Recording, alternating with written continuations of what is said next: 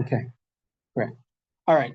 Since we had a week off, so I figured so that gave me a chance to think about where we're up to and we're going. I thought I'd take a step back for a moment, since anyway we've broken the Retzef and talk about something a little more on the news these days. Right? There's basically two things that are in the news these days that are relevant to the beginning of our Masechet. One is the Mishum Aguna Hilu Rabbanon. Right? It's because of Aguna Day. We talked a little bit about that regarding Eidei Chanem and Bisur. But the second one is the Gvulot of Eretz Yisrael. Okay, since at least two of the three places that are in the news appear in the first Mishnah. So I thought since we've been talking a lot about what does it get and how does it get work and how many witnesses do you need and what qualifies and what changes it, etc. And how does the the flow and do you need a flow or do you need what's v'katav la and what's v'chatam la, it's v'katav v'chatam Rabbi Meir and Eidei Chatima Karti. I thought we'd go back to the Mishnah for a moment for today and talk about again Mishnah. Maybe get Medina Tayam, Tzarech Shemer Fran Nechtam Fran Nechtam, right? From Gamliel Omer Afmina Rekam Mina Cheger, but let's remember Afilu Mikvar Ludim Lelod. V'chamer Menot Tzarech Shemer Fran Nechtam Fran. Ela maybe Medina Tayam, v'hamolich, which is from Eretz Yisrael to Chutz La'aretz. Maybe Medina Tayam. Oh, sorry, I made a mistake here. I made it wrong. V'hamolich, maybe Medina Tayam, Tzarech Shemer Fran Nechtam Fran Nechtam. So even from one place to another, one environment to another. Rabbi Yehuda Omer mirekem lemizrach rekem kemizrach, mi'ashkelon ledarim v'ashkelon kedarim, mi'akol letzafon v'akol letzafon. And Rabbi Meir Omer akol ke'eretz Yisrael legitin. Okay, so we have this debate since Akko has been in the news, since it's been under attack, and so is Ashkelon, since it's been under attack. Right, so we have some debate here whether these places are considered Eretz Yisrael or not Eretz Yisrael for the purposes of Gittin. Yeah, and this isn't only a technical issue, but it actually relates to some basic issues of how we view Eretz Yisrael. What is Eretz Yisrael, right? So again, when you say B'fanei Nechtam, we saw Rabba and Rava, is it because in Chutz La'aretz they were not particularly versant in the issues of Lishma, or because we didn't know whether they were Eidim there? But either way, whether you say it's a Lishma issue or they say they're Eidim there, the question is, on what basis would we define Eretz Yisrael for the purposes of Gittin? In other words, that's the real question. And I think this Mishnah is somewhat surprising, because the Mishnah seems to indicate that we wouldn't kind of like investigate whether, hey, do they know Lishma, or whether, hey, do they know, are there witnesses that are, accessible? Can we find witnesses that are Mitzuim L'Kaimo? Rather, instead, we kind of use what's called the Gvulot of Eretz Yisrael. And we just ask ourselves, is Ashkelon part of the Gvul of Eretz Yisrael or not part of the Gvul of Eretz Yisrael? And these places are relatively close geographically. They're not separated by bodies of water. So right. Could be learning going back. Correct. In other words, when you go Ashkelon or you go Akko, in other words, like, what are you saying? Like when you say Akko. So it seemingly, so that's already a surprise. I don't really have it's worth noting. It's not much more than that. But in terms of the definition of Eretz Yisrael, so here already there's significantly more to talk about. And the Rishonim here really do take an opportunity to kind of think about it in its various manifestations. And there's one very, very important and famous distinction that comes up in the Ramban and the Ritva, and maybe even in Tosfot, with their different approaches towards this. And I wanted to kind of take the day to, or maybe next week also, kind of begin exploring that. So again, the Mishnah says, we need B'fanei Nechtam. We know in the Gemara it's going to be because of Lishma or because Einin Mitzuyim L'Kaimo. Right? Then we know that we got involved in a side discussion for the last 12 weeks about, okay, if it's Lishma, so then, why you need both B'fanei Nechtam and B'fanei Nechtam, and, is Eidei Masir enough? Is it a Ktiva? What does V'katav La mean? How much do we give V'katav La? Is it a flow? We got involved in all that stuff. Now we come back to, okay, where do you need B'fanei Nechtam from? And the Mishnah, again, the part that's most important for us today, again, you can follow in the Gemara, you can follow in the sheets. The part that's most important for us is this last line, Ashkelon Kedarom, Vashkelon Kedarom, Yakol Etzafon, Vakol Etzafon. One of the reasons that's important for us is because we know where Akko and Ashkelon are. So it makes it a little easier for us. But is this just a geographical thing? I assume so also. So here, I want to take a step back, where Lichtenstein always used to say that when you use the Rambam, right, this is like the Brisker thing, you can use the Rambam as an introduction to a sugya, as a commentary in the sugya, or as a pesach in the sugya. So you said you have to always review the Rambam 3 times. So I just want to look at one Rambam to start off today, and that's the Rambam in Hilchot Trumot. where the Rambam uses a very interesting language that we're going to compare to Tosfot in just a moment. But the most obvious place to define Eretz Yisrael would be the lands of the laws of Mitzvot Liot Ba'aretz, right? So here the Rambam starts off in Hilchot Truma, a very famous passage that we've read many times here over the last 21 years. Trumot v'Masrot eina noagin min Torah ela b'Eretz Yisrael. Truma and Masrot are only right operative in Eretz Yisrael. Ben b'fnei abayit, ben shelo b'fnei abayit, whether the Beis Hamikdash is standing or not. V'nevim itkiru shiur no god afilu b'Eretz shinar mipnei shu smuch al Eretz Yisrael. Okay, the prophets determined that even cities smuch al Eretz Yisrael smucha, let's say, Jordan, Syria, those places. V'rov Yisrael ochlin sham. The Chachamim Rishonim itkanu, and it's unlike the Nevi'im, the Chachamim Rishonim itkanu shiur no god af b'Eretz Mitzrayim u'b'Eretz Amon u'Moav. The name she's svivot. So you have three categories here, and with two takanot, right? You have one category of what's defined as Eretz Yisrael. You have a second category of what's defined as smucha Eretz Yisrael. Then you have svivot Eretz Yisrael. Okay, those are three categories that appear in the Rambam. Greg, we started the Mishnah again that talks about where you have to say b'fanei nechtam from, and the Mishnah talks about from places in Eretz Yisrael. And what we're trying to do today, since we took a step back and took a week off, we're going to try to define what Eretz Yisrael is and what the various definitions are.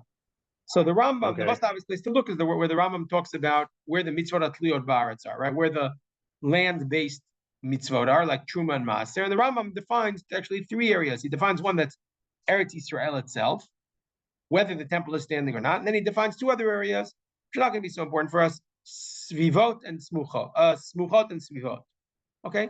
Then in law 26, the Rambam says, and this is what's important for us, Truma bisman hazeh, Truma today, afilu b'makom shehechziku olei bavel, and we'll come back to that word in a few minutes. Hechziku means where they establish presence, something like that. String. What? They have shlita, they have chazakah on it, right? They created some sort of chazakah on it. Vafilu b'yemei Ezra. In other words, even when the ones who came back from Bavel, right, in the 530s, and even in the days of Ezra, which is 20 years later, einam mina Torah ela midivrehem. Well, this is somewhat odd, right? This is somewhat strange. The Rambam just said, "Ben b'fnei abayit, ben b'shlo b'fnei abayit." Truma is no good, no, right? Is Eretz Yisrael. And then the Rambam says that even right, in other words, the places where Yechziku olei bavel v'yemei Ezra einam mina Torah ela midivrehem she'ein lecha truma shel Torah Eretz Yisrael bilvad. So that sounds like the places where Ezra and company, right, the Babylonians, when they returned, the Jews who returned from Bavel, came back and were machzik in the land. That wasn't enough to turn it or return it into Eretz Yisrael. Whereas Eretz Yisrael has a biblical definition, and then it has another definition, which Jews were living in these lands after the Babylonian return, and those still were not defined as Eretz Yisrael. It's not a geographic issue. It's a one-time issue. So it seems like Hechziku Olei Bavel is not enough. I'm confused. But where were they? Is that a place? Came back to So so look what he says. It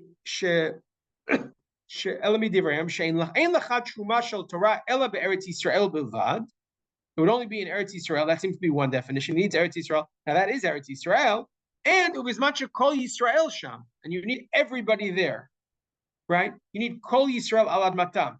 So it doesn't have a definition of.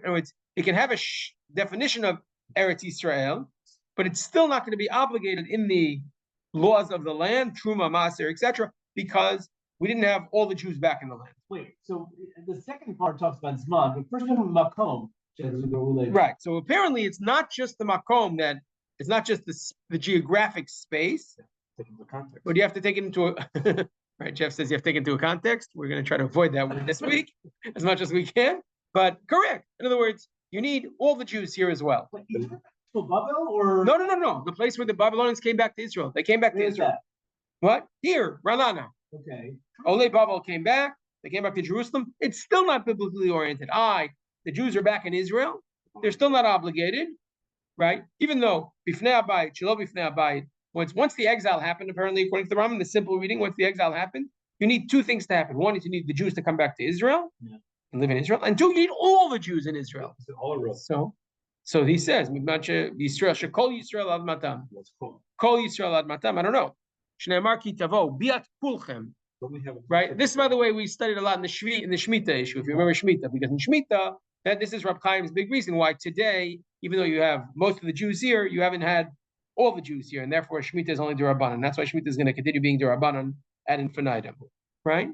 So again, for the Rambam, there might be Eretz Yisrael today, but there's still not going to, there's going to be an irony. You might have things, right? If we started off today saying the most obvious place to the litmus test for Eretz Yisrael is whether you're going to be chayiv in Truma or Maasrot, it could be that Truma or Maasrot is not a good litmus test at all, because Truma or Maasrot requires something else. It requires Kol or Rov Yisrael Alad Matam, and it requires everybody being here, and therefore, without everybody being here, you're not going to be obligated in the mitzvah Hatlu Adbarat, even though we might find out that Hichziku Ole Bavel, remember that phrase, Hichziku, is enough for other things, right? And then we can start asking ourselves, and this, of course, is where the interesting discussion begins.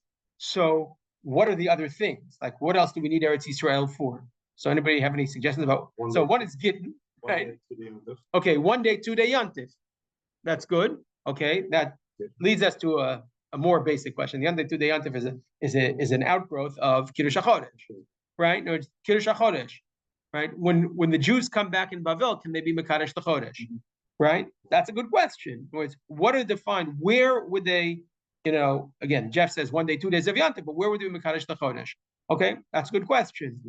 Okay, Shemitah and Yovel, right? That's again, that would be an outgrowth though of Truma and Meiser, in theory. I mean, again, you could differentiate between different ones, and there is a whole lot of discussion, but for our purposes today. So again, we already have three discussions. I'm going to raise four more, but I think four more. But we already have three things. One, our Mishnah talks about Gittin.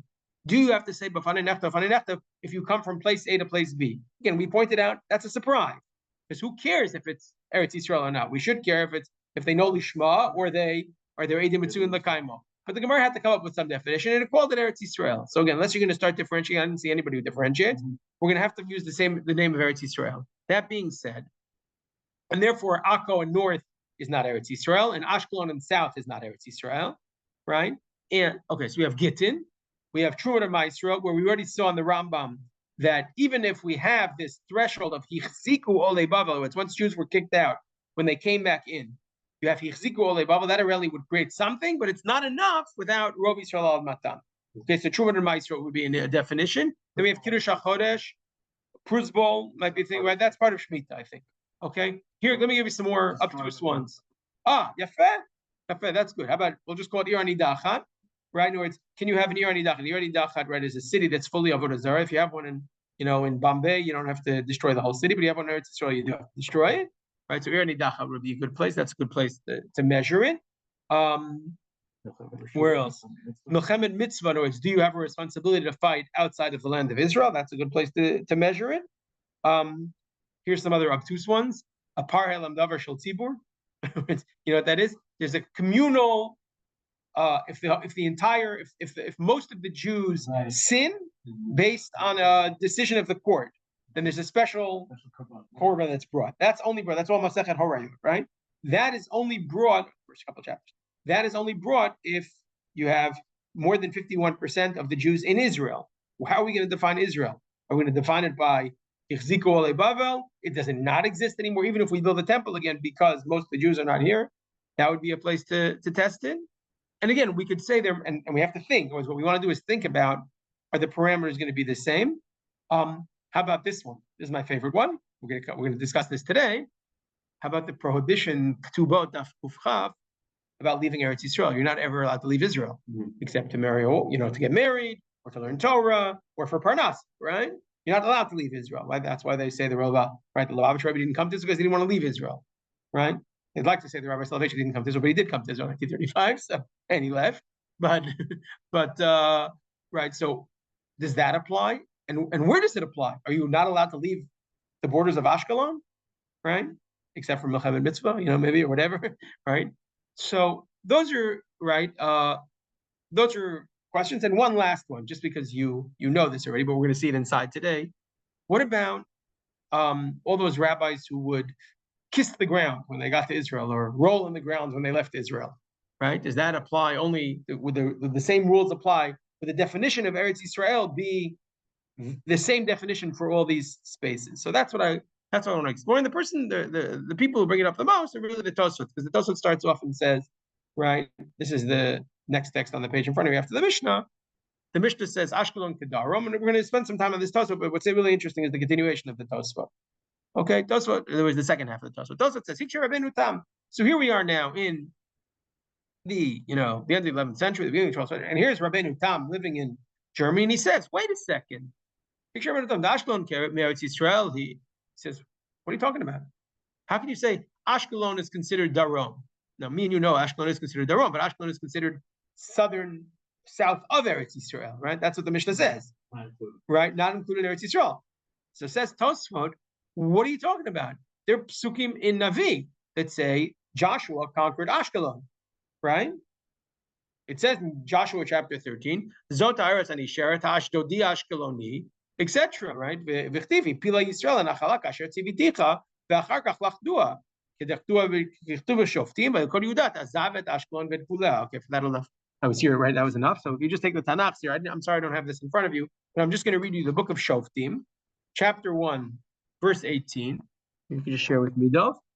I apologize that I don't have this in front of you, but chapter 1, verse 18 talks about, and this is on page, whatever. You should be able to find Shoftim pretty easily, right? And there's an explicit verse in the book of Judges that says, Vayilkedu Vayilkod Yehuda. And again, this is not a political statement at all, but it does say that the tribe of Judah conquered Aza and Gvula, Ve'et Ashkelon ve'et Gvula, ve'et Ekron ve'et Gvula. In other words, all the cities that were all famous because they were all the Philistine cities, right? They were captured, right?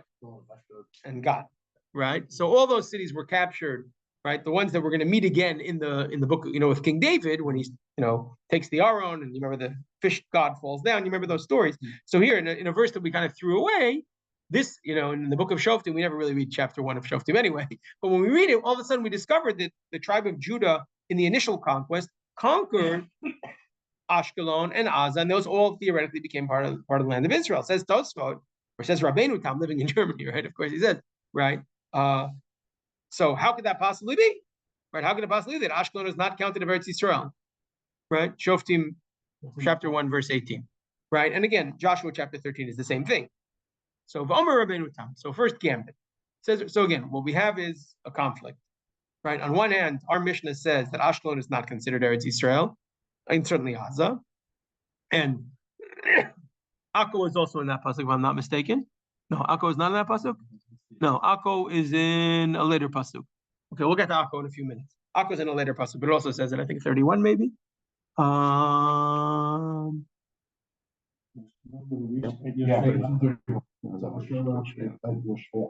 Right. Okay. So it says Asher Akko, but right, it goes all the way up north. Okay, we'll come back to Akko in a few minutes. It's true, says Rabbeinu Tam, that Akko was part of Eretz Yisrael, but then something else happened. We were exiled, and we were exiled. Don't Rabbeinu Tam, Dole Bavel Lo Kavshua. When they came back after the exile, then it wasn't captured by the returners from Babel in 536. In other words, Ezra's team, the land of Israel was much smaller, and it wasn't captured then. Okay, so two things here of note in this line of Tosfot. First of all, one, Tosfot uses a different language than the Rambam. Right, the Rambam uses the language of chazaka, right? Tosfot uses the language of lichbosh, to conquer, right? Not whether you live there, but actually just if you conquered. If you didn't live there, it wouldn't be so important for us. The second thing Tosfot is assuming is that once you didn't conquer in the second conquest, it doesn't have the Shem Eretz Yisrael, right? You agree, right? That's much more basic to our discussion. Whereas the fact that it wasn't conquered, in words, it wasn't conquered, means that it doesn't have a Shem Eretz Yisrael. So really, the Mishnah is right, because we can live with the fact that Psukim say we conquered, that in the times of the judges they conquered Ashkelon, and the Mishnah says it's not Eretz Yisrael because for the purposes of the name Eretz Yisrael, the definition of Eretz Yisrael, we go by the second conquest and not the first conquest. That's Tosfos' approach. Okay. What about the third conquest? Well, we haven't. Right, we'll have to see. Okay, well that'll come up in the Ramban. Okay, Kedar Perak Kulin. Tosfos then goes off on kind of an aside here. Kavei Beit Shan Harbe Krachim Kavshum Alei Mitzrayim V'lo Kavshum Alei Bavel. In other words, we have an example of Beit Shan there were many places, there were many environments that were conquered in the first conquest and not the second conquest. Then Tosfos adds a detail, which we're going to see again in the Ritva. Since it wasn't conquered in the second conquest,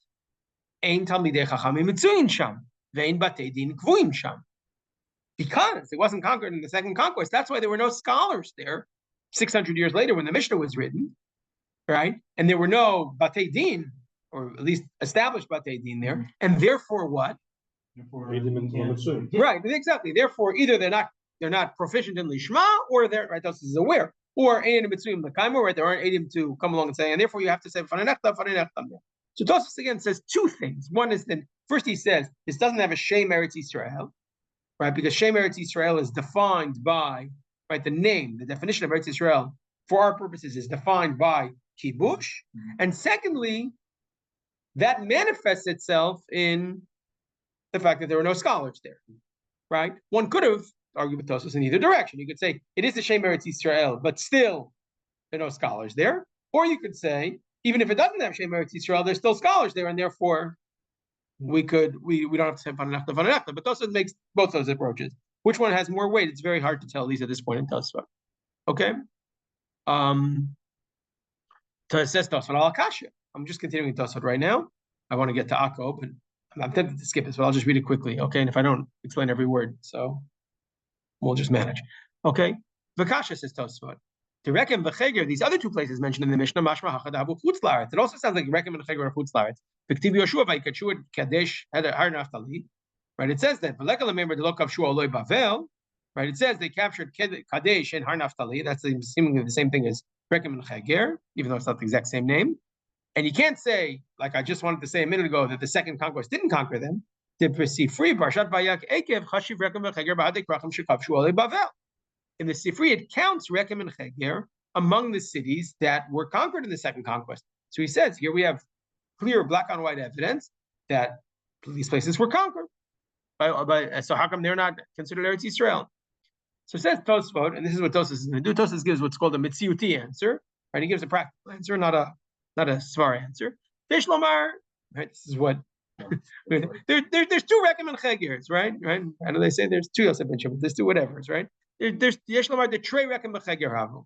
V'oto Rekem and Cheger the Tiv Gabe Avraham Vayeshev ben Kadesh uven Shur, the one that was written by Avraham that it says Kadesh, which is the same thing as Rekem. Metargaminim ben Rekem uben Chagra, right? Kadesh is Rekem. This line, by the way, I'm relatively certain just in terms of Tosfot. This line I think should have been earlier in Tosfot. Okay, it was just put out of place. Because Tosfot basically wants to say Kadesh is the same thing as Rekem. He should have told us the definition of Kadesh is Rekem earlier in the Tosfot. Okay, so I think he got a little mixed up here, but that's just my personal theory, right? But anyway, that's the thing, okay? Right, so it's Rekem, there was one Rekem in Plishtim, right down in the south. And that actually was in Eretz Yisrael, not Abraham conquered. And that's the one that the Sifri counts as part of Eretz Yisrael. Avram Yitzchak Ayudarin, Eretz Yisrael. Right? I start off with the assumption that Avram Yitzchak lived in Israel. And it sounds like also in the book of Joshua, the one they conquered was in the Philistine area, which is in Eretz Yisrael. Right? That was in the west. The Plishtim Marav the Yam Plishtim Uvu Marav Eretz Yisrael. Plishtim was in the south. But Rekem v'Cheger, the Manitin, the Rekem v'Cheger that's mentioned in the Mishnah in Gittin, it says that's not Eretz Yisrael. Oh, that's in Israel. I mean, Rekem can be Israel. That's in the east, not in the west. So Tosfos has basically differentiated between two Rekem and Cheger in one place, Rekem and Cheger in the other place, right? And that's how he's able to. So to be perfectly honest, he's not able to resolve the contradiction, right? He's not able to. So he basically just creates a new space called Rekem and Cheger 1 and Rekem and Cheger 2. Okay. Now we go to Va'ako. Now Tosfos is asking a much more fundamental question. Va'ako, much more interesting for us. And not only, by the way, for those who are watching online because it's underlined. Va'ako, what about Akko? Afalgav the Kavshua Ole Bavel. Tosfos started off with the assumption that what? That these places weren't, right, that Ashkelon was not conquered in the second conquest, and that's why it's not Eretz Yisrael. So what about Akko? Akko was clearly conquered in the second conquest, right? There's a new museum in Akko. You can go see the whole history of it, right? It's really awesome if you can get there right now. Okay, so you can get there now. It's still safe. So remember so it says Tosfot, I know that Akko was conquered in the second conquest. Why? Because we have two Gemaras. One, Rabbi Abba Haya Menashek Kipe de Akko. Rabbi Abba was like those Jews getting off the El Al plains in the early 1970s. He would kiss the stones of Akko, right? He would kiss the stones of Akko. So it must be that it has Kedusha Eretz Yisrael, right? I assume. So if it right, Tosa says, and if it has Kedusha Eretz Yisrael, it must have been conquered in the second conquest. So why? So then again, we've set up a contradiction. Michael, you understand, right? How could it be that our Mishnah says Akko is not Eretz Yisrael, right? Rabbi Abba, Menashe Kipe de Akko, Ubeperk Misha Achzo. Not only that, that was question number 6 that I asked a few minutes ago about, or space number 6, where we have to define Eretz Yisrael. And we have another Gemara in our in Masachet Gittin, Parach Lememra, Da'ako Lav Eretz Yisrael Hava. You're going to suggest that Akko is not Eretz Yisrael? Ha Ki Havu Mifteri Rabbanan Mi'adadi. When the rabbis would say goodbye, you remember that throughout the Amoraic period and even the Tannaitic period, but we're certainly more in the Amoraic period, rabbis used to travel between Eretz Yisrael and Bavel, and they would wish the rabbis goodbye. The rabbis would walk them to Akko. Ki Havu Mifteri Rabbanan. That doesn't mean when they die. That means when they went to say goodbye to each other, me'adadi from each other. Be'akko have a mifteri me'adadi. And Tosfos assumes why. Why would they go to Akko and they wouldn't take a step behind it? Because issue number 5. Because we have another Gemara that says, Dasur, I lost the place. Okay? So here Tosfos has already set up not just, hey, I believe the second conquest is significant, and Ashkelon wasn't in the right words. Ashkelon wasn't the second conquest, and then he said, "Oh, Rekem and Chegir, we have 2 Rekem and Chegir." Right? So he differentiates between Rekem and Chegir. Here we have competing halachot, right? So before we get to Tosfos' answer, where Tosfos also throws in the towel, right? It's no. You can read the next line. Tosfos also throws in the towel. What do I mean he throws in the towel? You understand? He says, "Oh, just like there were 2 Rekem and Chegirs, there were 2 Akkos, right? Or Akko was split in half. That's what we call punting, right? That's what we have no right. You're stuck, right? What could you answer? Before we get to this, what could you answer? Status? What do you mean? Some other time? I don't know. In other words, again, the question we have in front of us is: our Mishnah declares Akko out of Eretz Yisrael, and he has 2 Gemaras here. One that they would kiss the ground and they would kiss the stones. Keep it. One second. They would kiss the stones. Just finish that. They would kiss the stones, and 2, when the rabbis would say goodbye, they wouldn't go past Akko. They couldn't leave Eretz Yisrael. What's the much better way to go, especially if you're a Lamdan? What do you want to say? Didn't have all the Jews. No, you're already giving an answer. There's a much easier way to go, which is to basically say, who says that there's different definitions of what Eretz Yisrael is. For it's the definition of Eretz Yisrael for the purposes of leaving Eretz Yisrael, or for the purposes of kissing kissing is not a halacha, right? That's one definition of Eretz Yisrael, and there's another definition for the purposes of Gittin, or for the purposes of Truma Maisra. Right? On what basis would you make such a distinction? What would be the way to formulate? Operating. So right. Some things you might need a Beit Din for, right? And what do you need? And what's this about? What are these halachot about? About you're not allowed to leave, or you're not allowed to. So they're already, I don't know, kedusha. Maybe it's about the kedusha. So here the rabbis are going to introduce a very interesting term. The Rishonim are going to introduce an interesting term. They're going to say, this is not shame. This is the way the Rav defined it, right? The Rav said, when you talk about Eretz Yisrael, you could talk about, and then this is what we're going to play with for the next session and a half, right? We can talk about the Shem Eretz Yisrael, or the halachic definition of Shem Eretz Yisrael, which generally involves Kedusha, but not only. And then we can talk about the Chibat Eretz Yisrael, right? There are places where we love because it has the aura of Eretz Yisrael. We want to give Jews around the world this sense of the dynamism and the excitement surrounding Eretz Yisrael. Right? So it could be, it's theoretically possible, we'll see this in a few minutes, that the Chibat Eretz Yisrael, the definitions are different. Right? For Chibat Eretz Yisrael, I don't necessarily need, it doesn't only have to be more expansive geographically. Sometimes it could be, right? Sometimes it could be even less expansive. I'm going to show you a shita like that. It could be even more mitzumtzam. But to get a Shem Eretz Yisrael, you might need, I don't know, things like, maybe you could think about kibush, chazaka, or it's, though you're more, right, no, it's the formal definitions might require some sort of big picture, formal, national something, Whereas the chibat Eretz Yisrael, that might be much more, I don't know, like emotional, individual, subjective. You wouldn't necessarily require a kibush, or maybe you could differentiate. You could say, oh, kibush, that gets you to A. Chazaka, that gets you to B. Right? You understand? In other words, when you're living there, and maybe the opposite, you could say chazaka. Once you're living there, maybe we need less of chibat Eretz Yisrael. Right? You understand? Chibat, if you say chibat Eretz Yisrael, which we want to generate this emotional attachment for Jews, so maybe we'll say when we're living there, then we don't need it. When we're not living there, then we need it. You could make such an argument in theory. The distinction between these items of like kissing the ground or leaving versus, let's say, getting or even declaring the festivals, is that because they either one might not need a beit din, and could it be that the rule of a beit din? Oh, so that's what Danny said. Danny said maybe the beit din is also part of this discussion. And again, beit din shouldn't have anything to do with chiba. I agree. Things you need a beit din for, right? So Tosfot again, that comes back to how much weight in the first line of Tosfot do you give the first part of Tosfot or the second part of Tosfot? What the Rabbeinu Tam, right? You remember Rabbeinu Tam said two things. He said, well, there wasn't, right? They didn't conquer Ashkelon the second time, and because of that, there was no beit din there. Right? Tosfos could have equally just said there was no beit din there. Right? They conquered it. I don't care if they conquered it. So it says they didn't conquer it because so you have to think about that. Again, there's not enough evidence yet so far to be able to say which one it is. Right? Tosfos says both of those things. We'll see in some of the Rishonim, some accentuate the first one, some of them accentuate the second one. So this is actually a very important Tosfos. And this line is super important. It's very interesting because of where Tosfos goes with it. So again, what we're up to right now in the Tosfos, just to summarize. What Tosfos has done yet so far is Tosfos raised the issue of Ashkelon. He said, hey, there's psukim in the Torah, in the Navi, that seem to indicate that Ashkelon was part of Eretz Yisrael. So Tosfot said, okay, regarding Ashkelon, I'll throw in the right. I'm willing to play that game because Ashkelon it was in the first conquest and not the second conquest, and because it's the second conquest, therefore there was no batei din there, and therefore it's out.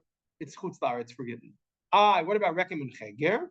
There's psukim that indicate that Rekem and Cheger, assuming that Rekem and Cheger is Kadesh of Naphtali, so that was also part of Eretz Yisrael. Tosfos says there already Tosfos is a little more strong, right? He's got a little more problems because there already it meets his definition. Mm-hmm. By the way, in terms of the batei din, no. And here Tosfos seems to be giving much more credence when he talks about Rekem and Cheger to the first part of his argument that it wasn't conquered in the second conquest, because he says, hey, here it was conquered in the second conquest. Right? He doesn't mention the issue of the batei din.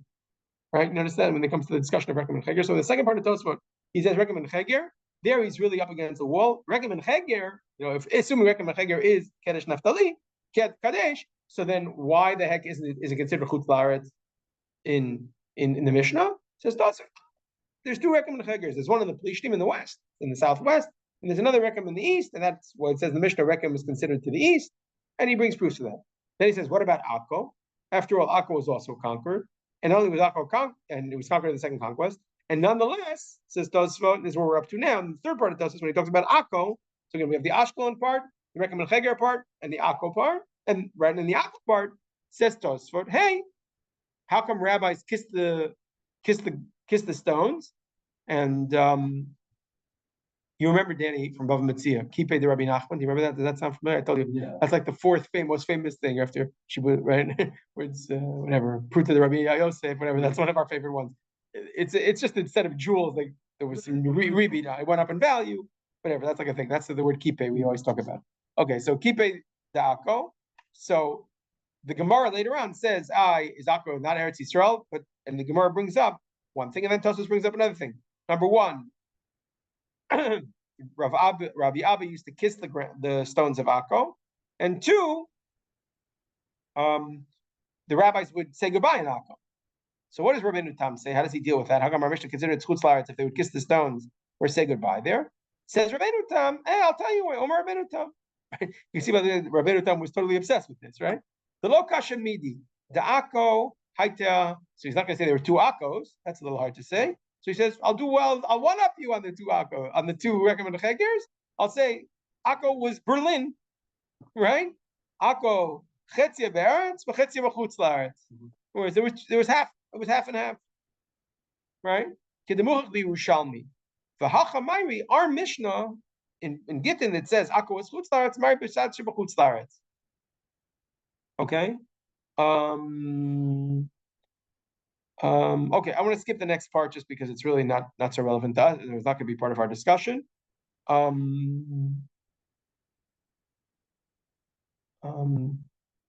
Okay, at the end, the next part of Tosfos is kasha l'ri. So now Rabbeinu Tam's cousin gets involved, and he says, "Wait, I'm not so convinced about my cousin's argument." The Gemara is going to say this. We'll get to hopefully.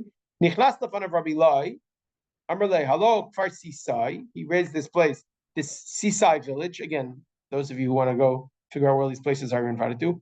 Muvla betchum Eretz Yisrael v'krovalet Tzipori yoter miyako. So Sisai is closer to Tzipori from Akko. We all know where these places are. Umabekach b'kol makom Akko adifa. Afal pi shehi rechoka mitzipora shehi atzma chetz yam Eretz Yisrael. Or it says Tosfot, Kfar Sisai is. The Gemara says one is closer to Israel than the other one. It says three, but Akko has a leg up on Kfar Sisai because it's half Eretz Yisrael at least. Okay. Whereas Sisai is not. It's I know it's closer, but it's not. The whole city is seemingly not Eretz Yisrael, right? That's what the Gemara says. One sec.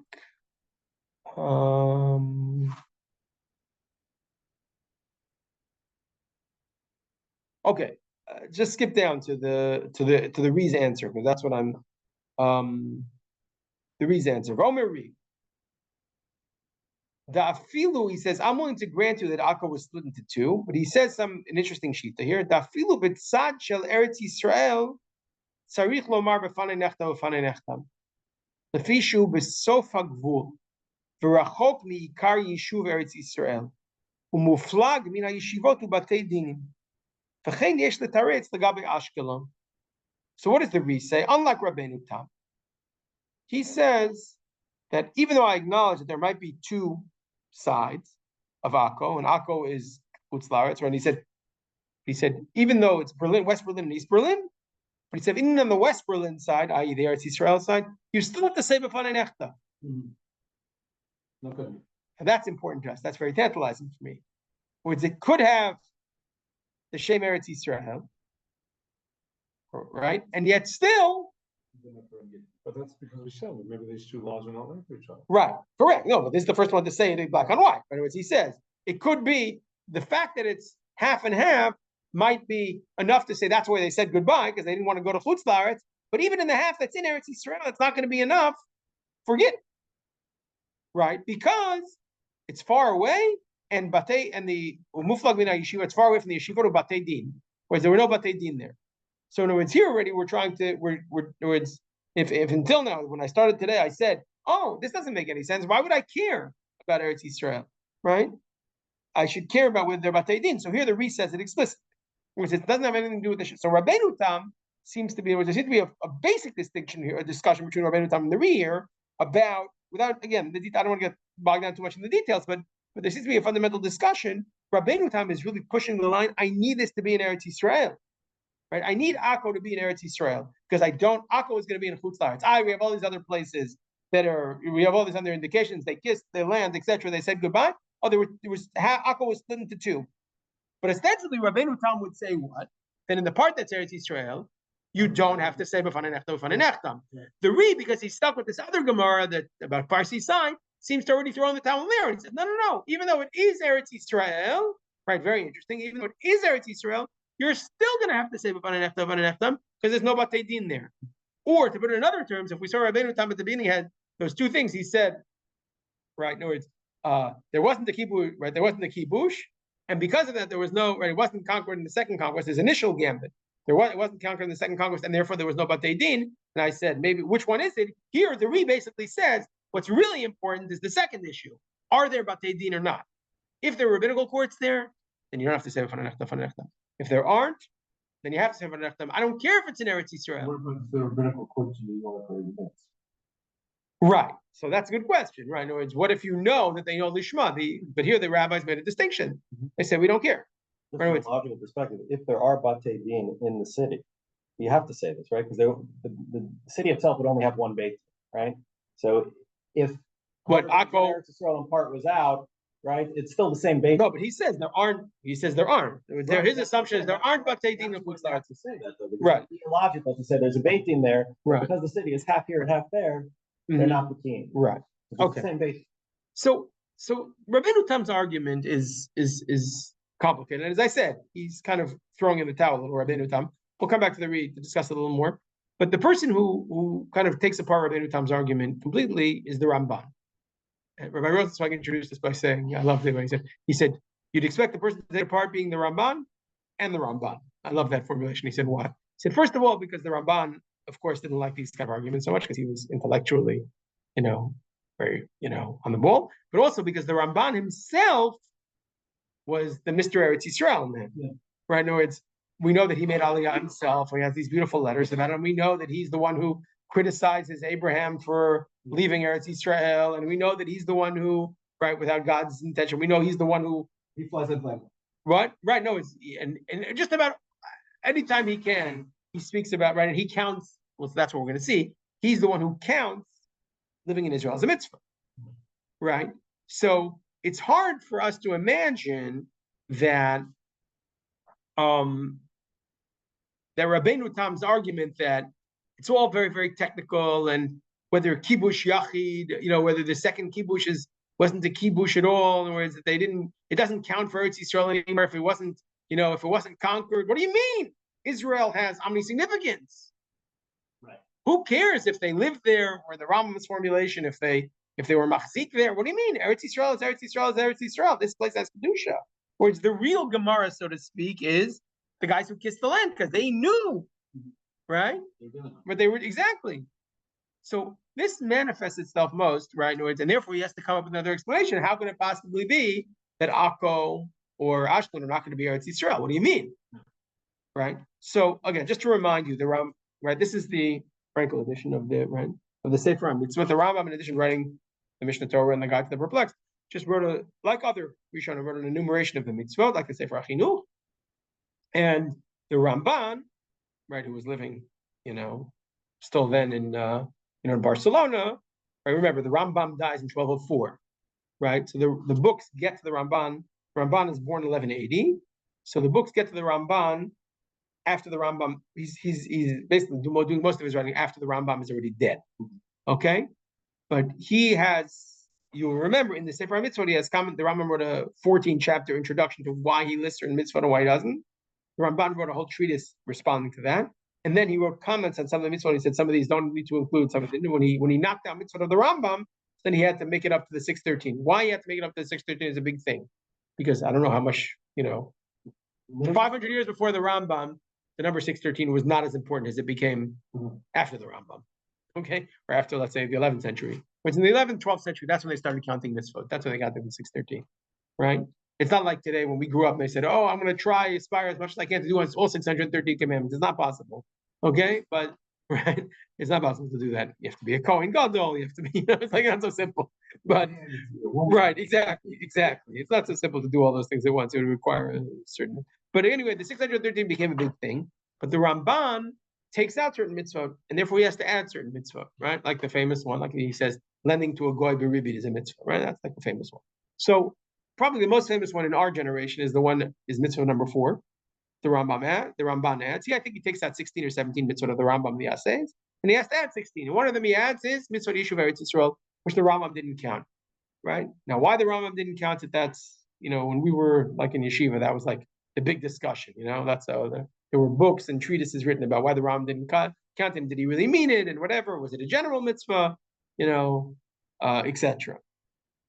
But in the discussion, in the Ramban's discussion, that's what and more articulated by the Ritva in an attempt to answer Tosfos' question.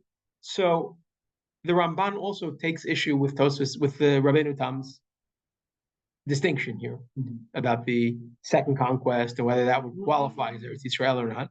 And therefore, and if he doesn't, then he has to address our Mishnah, which is, why does our Mishnah not count this as Eretz Yisrael? Right? He's going to have to address that question. So we're going to read it through quickly. See if I can get to the main part.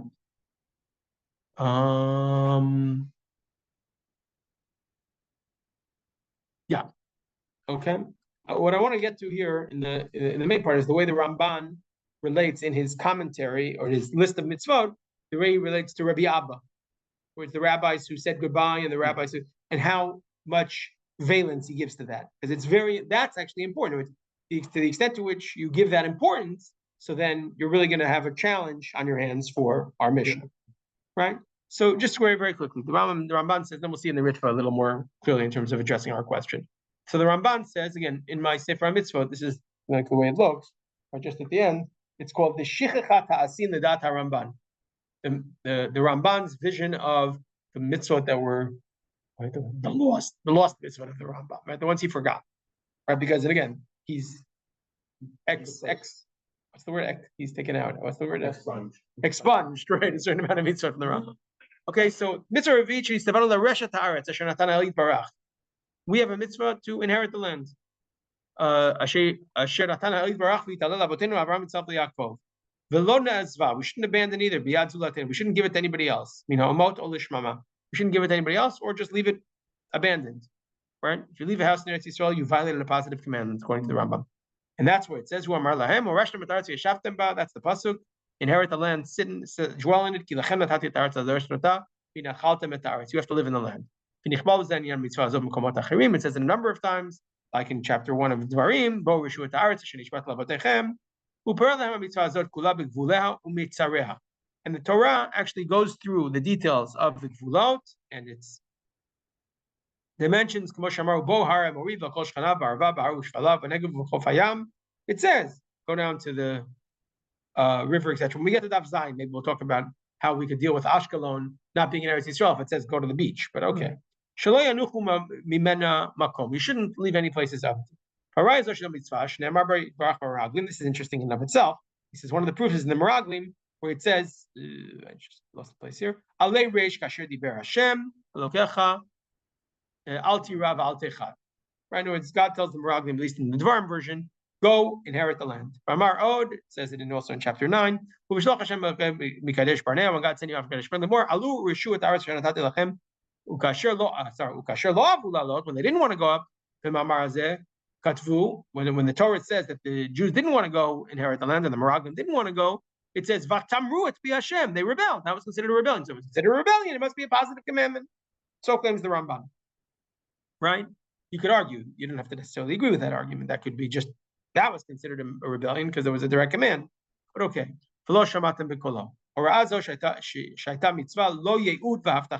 This is a proof that this was not just some sort of promise, but it was actually a directive. Directive, alo resh, go inherit the land. So all of us who are sitting here in Eretz Yisrael, you can feel good. You can fulfill this mitzvah if you made aliyah. Okay? Sorry. And that's what the rabbis call a mechamed mitzvah. Right? You want to know what a mechamed mitzvah is? A mechamed mitzvah is going to inherit the land. Okay, I'm moving Gemara. Sota, Rav Yehuda, mechamed Yoshua lechabesh, divrei hakol or lichbosh. Right? The conquest of Joshua, the first conquest, which was to conquer the land, divrei hakol chova. Mechamed David la'arvacha, divrei hakol reshut. So Joshua's first conquest, that was an obligation. King David's conquest of the lands in Syria, etc., that was all an optional mitzvah. Lashon sifri, but not a mitzvah, right? But the first one was, again, chova is the equivalent of a mitzvah for the Ramban. Lashon sifri, the sifri says in Shofti, if you're able to conquer the land, you will be able to live in the land. Don't think the mitzvah is only to fight the 7 nations, where we have to kill them. That is not the case. We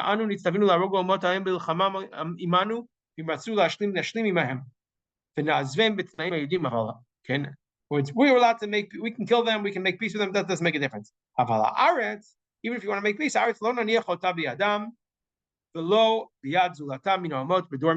the land, that you have to absolutely take yourself. You have to always have the land in your hands. Okay, now we get to the part that's important to us. And that's just like your big Zionist speech for today. You should feel good. Okay. Sorry, one more part. Even if the enemy nations run away from us, the Girgashi ran away. Right? And the Gemara says that God gave them Africa, the Girgashi. It doesn't make a difference. If they ran away, right? Don't think it's only about conquest. We have a responsibility to settle the land. Settling is super important, right? This was hard for the right wing. The Rambam's ignoring of this mitzvah was hard for the right wing, religious Zionists, and this Ramban became a kind of like a centerpiece of their discussion, right? It's not enough. Even if they leave, we have to conquer. we have to take over. We have to live there. And for people like more in the center and to the left, this text becomes, somewhat difficult. Like at what point, at what point do you do this? And the simple answer is it can't all be done at once. That's the simple answer. Okay. After we get rid of the nations,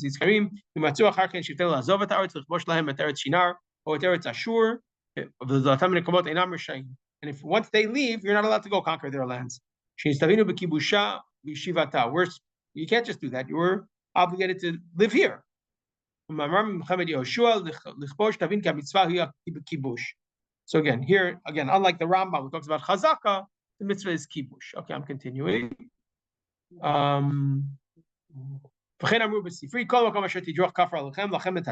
Wherever you walk, that's yours.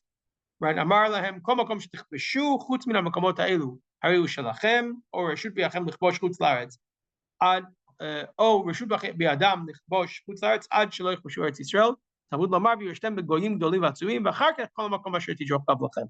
Whereas you're only allowed to conquer those places outside the land once you conquer the places in the land and you're living in them. V'amru. My computer is gonna pass out in a few minutes. Let's see if I can plug it. Okay, I'm going to try to. I thought you got to the point that I wanted to get to earlier. Okay. This works. Yeah. Okay. Fine. No, I'm good. I'm good. Okay. Okay. Skip down a couple of lines there. Vomerani. See, I skipped like 4 lines down. The mitzvah of living in the land of Israel. Anybody who leaves land and lives in Chutz Laaretz, right? Anybody who lives overseas should be considered like an idol worshiper.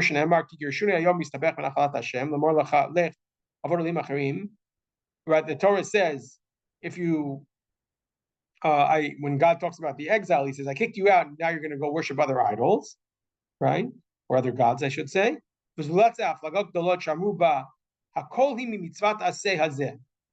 rabbi said those kinds of things, we should look at someone who lives in the Chutz Laaretz, like Avodah Barazar. It's all part of this mitzvah. Im kain hi mitzvat aseh ledorot mitchayev kol yachid mimenu v'afilu bizman galut. Even when you're living in exile. Okay, what is the Ramban basically saying?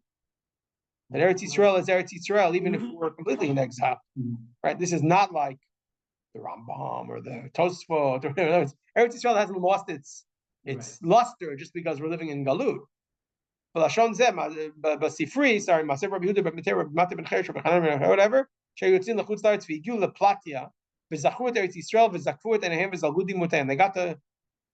They got to the environs or the outside of Eretz Yisrael. They started crying.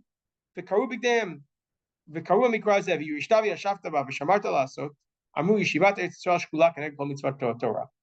point is, he takes Chibat Eretz Yisrael and he says that is not independent of the Kedusha of Eretz Yisrael. The Kedusha of Eretz Yisrael, it seemingly is always in play, right? In other words, that's what he seems to say. And again, that manifests itself particularly in the way the Ritva plays it out in this sugya. In other words, the Ritva is playing off the Ramban, I think.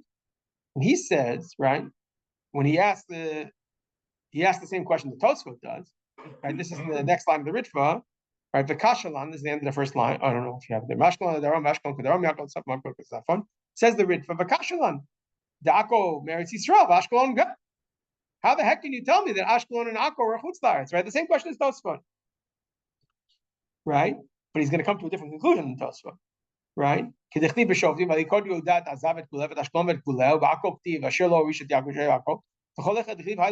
it says that, the Lo Horish, Mashma Eretz Yisrael Ninu, right? It says they didn't conquer Akko, right? So no, one of those would say they didn't conquer Akko, so it's not Eretz Yisrael. It says the Ritva, they didn't conquer Akko. That means they didn't conquer it, but it's still Israel. Understand? In words, it's Omni, it's Kedushas forever. What do you mean? Right? Okay. So says the Ritva. First, he starts off like Tosfot. I think this is Tosfot. Before you can see where I haven't underlined is he has another explanation. He's going to have 2 or 3 answers to this question. Okay, so they wasn't done in the second conquest.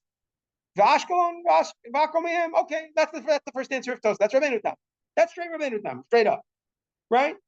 That it wasn't conquered in the second conquest, and therefore, the Kevan Shalonich Bashu. Sorry. Lefichach the Inyan Gittin.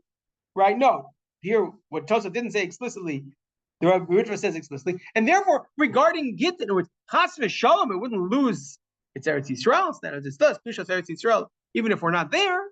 Right? You with me? But regarding Gittin, because it wasn't conquered in the second conquest, no, those two words, Lein and Gittin, don't appear in the Tosfot, as far as I remember. Right? You understand? You see the difference?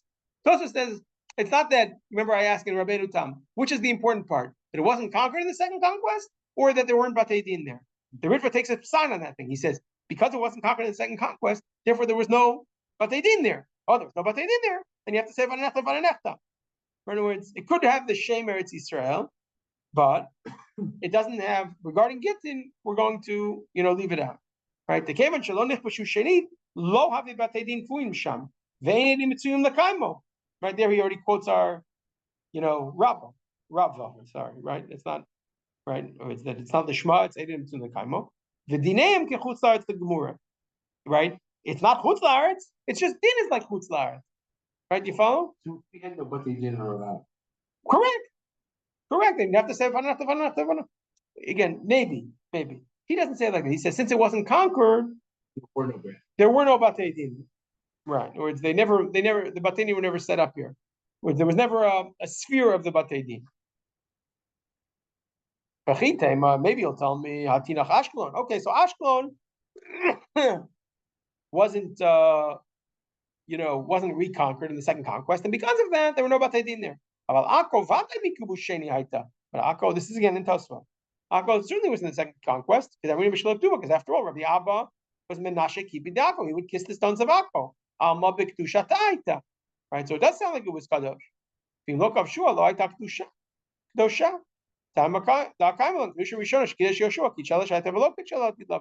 Whereas we pass in that Joshua's Kedusha might have expired, but the second Kedusha doesn't expire. Again, how this fits into what he said before, I'm not 100% sure.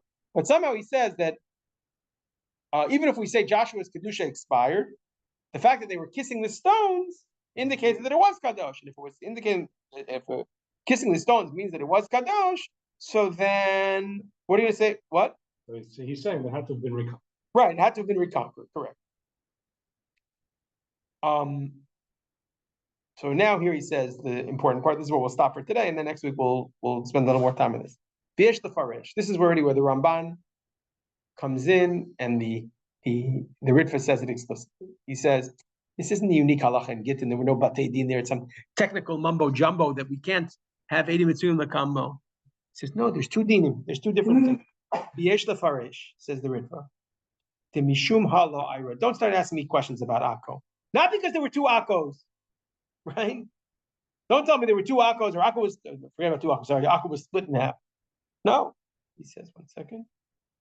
Something just happened to my sheet. I can't see it. Okay, he says, the Efshar, the Lokav Shua.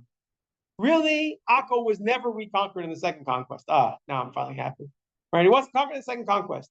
And nonetheless, even though it doesn't have a Shem Eretz Yisrael, in other words, it's not Eretz Yisrael. It was but still what? Right. Afal Pichen, right? Shabbat Kushata, Chibat Haaretz Lo Bak. And here he hasn't said yet so far that there's two Akkos. He says there's one Akko, it wasn't conquered, it wasn't reconquered, but the Ramban's omnisignificance, right, which doesn't give a Kedusha, but it means we have to love Eretz Yisrael, right? We have a mitzvah always to conquer it. That's enough to make us want to kiss the land.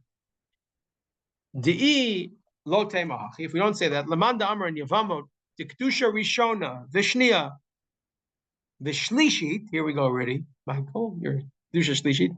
Yeshlahem Kedusha Dina Yeshlahem. Words. These places will have Kedusha Rishona and Shnia and Shlishit. The Kedusha Shnia Kitchel Shaita Velo Kitchalati Lavo. Right? In other words, the second conquest also expired at some point. Achshav sha'aretz chareva. Listen to this line. This is great. This is where we'll stop. Now, again, 13th century, 12th century Spain. Now that the land is granted, since the second conquest was canceled because we went into exile, could you possibly say that we don't love Eretz Yisrael just because we're exiled? If you believe that the second conquest Kedusha was canceled, couldn't possibly be. It's inconceivable that we could stop loving Eretz Yisrael. Ella havada enunira, right? Then he makes one suggestion. I just want to give me one more second.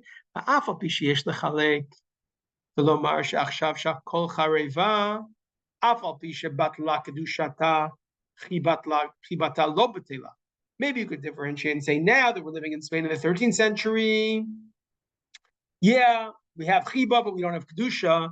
Aval b'kibu sheni, after the second conquest, when they were still living in Israel, kevan de miktzat haaretz kfusha, since half the land was conquered, he doesn't talk about half the city, but half the land was conquered. V'hikdosha mashalo kivshu, v'hikdosha mashalo kivshu, sheino kadosh batel namichibato, sheino chaviv ela hakadosh. This is a totally fascinating suggestion.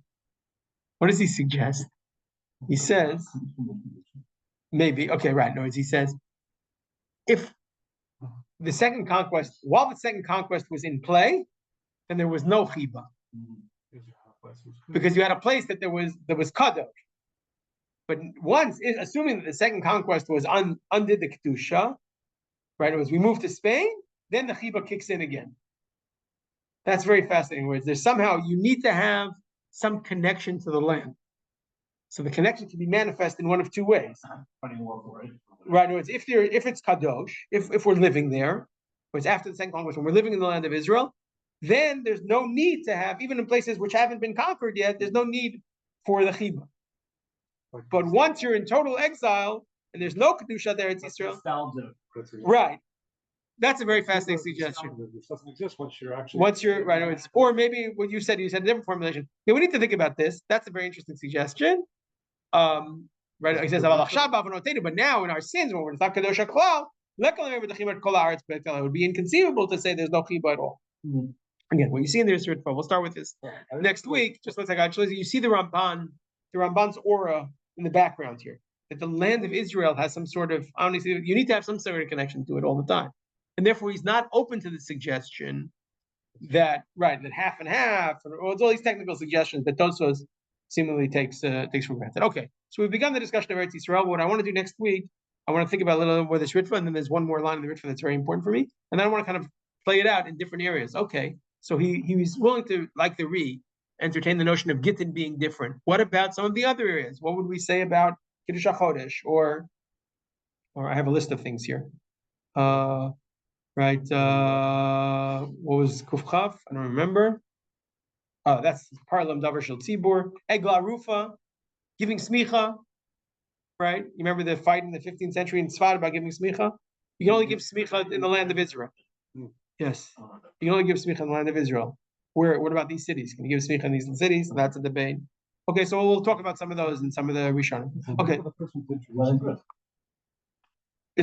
So I'm not sure.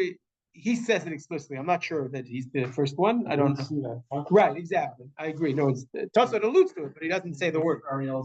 Right. Okay, we'll stop now. Okay, thank you. What do you want to say? In the time where there's kedusha, there's a distinction between different parts of biblical Eretz Yisrael. This part's kadosh, this part isn't. Therefore, that's what we consider Eretz Yisrael. In the time when there's no kedusha, there's no distinction between Akko and Ranana or whatever it is. So therefore, we're just going to have to the whole biblical Eretz Yisrael. Okay, that's interesting. That might be that's the opposite, I think, to some extent of what the Ritva is saying. But okay, thank you. It's the same. It's a justification. Why would we say that? I see, because we're not there. Okay, could be. Right, did I not tape this or I didn't? No, I didn't.